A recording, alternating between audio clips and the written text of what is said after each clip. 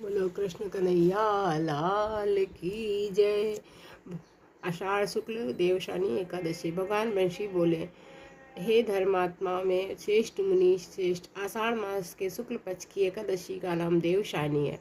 ब्रह्मा जी ने नारद जी से कहा था, आज के दिन भगवान विष्णु को जो शयन कराता है, कार्तिक शुक्ल एकादशी को जगाते हैं। चतुर्मास का व्रत इस एकादशी को प्रारंभ होता है। जो मनुष्य ब्रह्मचर्य का पालन कर चतुर्मास का व्रत करता है, विष्णु भगवान को प्रिय होता है। शिवलोक में उसकी पूजा होती है। सर्व देवता उसे नमस्कार करते हैं। चंद्र आदि कठिन व्रत भी यही चतुर्मास को गति को समाप्ति के समय करना चाहिए। ब्राह्मण को भोजन दक्षिणा से प्रसन्न करें। गौ का दान कर सके तो उत्तम है, नहीं तो गौ वस्त्र का दान अवश्य करें। और तिल के को मिलाकर जो श्रवणदान करते हैं वह भोग मोक्ष दोनों प्राप्त करते हैं। गरीबों के लिए गोपी चंदन के दान से भगवान प्रसन्न होते हैं। हल्दी के दान से गौरी शंकर प्रसन्न होते हैं।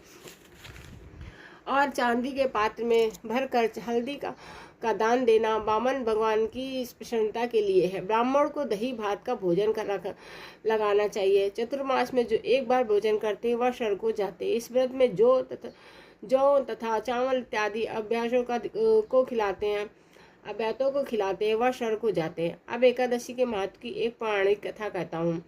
सूर्यवंश में राजा मानधाता राजा प्रसिद्ध सत्यवादी अयोध्यापुरी में राज करता था। एक दिन उस समय उसके राज में अकाल पड़ गया।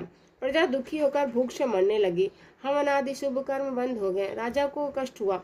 इसी चिंता में वन को चल पड़ा। अगार ऋषि के आश्रम में जाकर कहने लगा, हे सप्त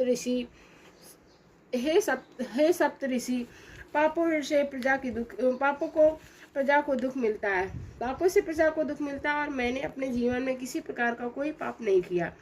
आप दिव्य दृष्टि से देखकर कहो, अकाल पड़ने का क्या कारण है। अंगारा मुनि ने बोले, सत्य युग में ब्राह्मणों को वेद पढ़ाना और तपस्या करना धर्म है, परंतु आपके राज्य में आजकल एक शूद्र तपस्या कर रहा है। शूद्र को मारने से दोष दूर हो जाएगा, प्रजा सुख पाएगी। मानदाता बोले, मैं उस निरपराध तपस्या करने वाले शूद्र को नहीं मारूंगा। आप इस कष्ट को छूटने को कोई और सुगम उपाय बताइए।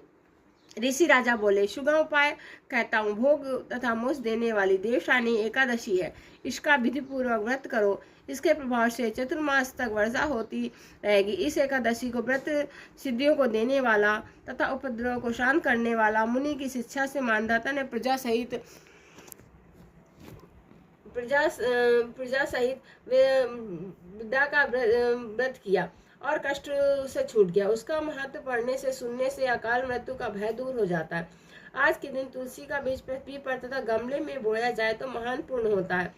तुलसी की पवन में भी यमदूत भय करते। जिसका कष्ट तुलसी माता से सुभित हो उसका धन जीवन समझना। इस दिन दाग का सगाड़ लेना चाहिए। जय श्री कृष्ण भगवान की जय। कृष्ण कन्हैया लाल की जय।